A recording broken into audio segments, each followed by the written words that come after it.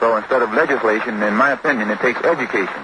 The whites have to be re-educated so that the racism that they have in their heart can be eliminated, and our people have to be re-educated so that we will know how to do something for ourselves instead of waiting for others to do it for us all the time. Well, how will that re-education be brought about? Well, just as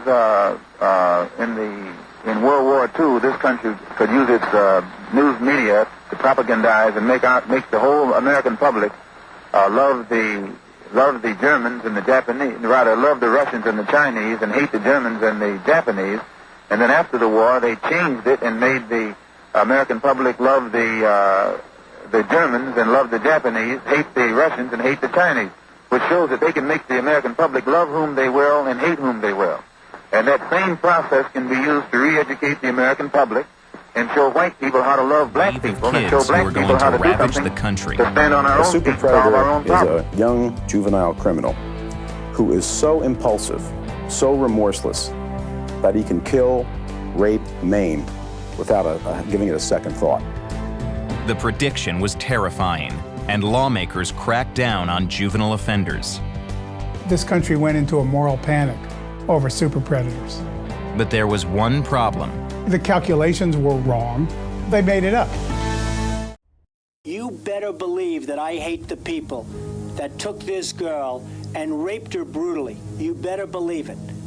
And it's more than anger, it's hatred. And I want society to hate them.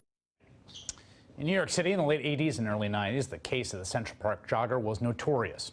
In April of 1989, a white woman who had been jogging was found brutally raped and beaten nearly to death in Central Park. Not long after the woman was discovered, 4 black teenagers, 1 Latino teenager were charged and jailed for the crime. The gruesome case whipped up an unbelievable hysteria throughout the city, the media ginning up fears with headlines about wolf packs and roving gangs and wilding. But the 5 boys, ages 14 to 16, had falsely confessed to the crime after hours of police interrogations. They were later tried, convicted, and sentenced to prison. But vindication for the group, known as the Central Park 5, came in 2002, when a convicted murderer and rapist confessed to the crime. And that confession was then corroborated by DNA. The prison sentences of the Central Park 5 were overturned, but by that time they had already served between 5 and 13 years. In 2014, the men were awarded a $40 million settlement from New York City. The story that had gripped the city for years came to a close, and yet one Manhattan resident's obsession with the case continues to this day. Just weeks after the crime was committed in 1989, Donald Trump took out a full-page ad in 4 New York newspapers advocating the return of the death penalty. And when the city awarded the men a settlement in 2014, Trump wrote an editorial in the Daily News calling the settlement a disgrace.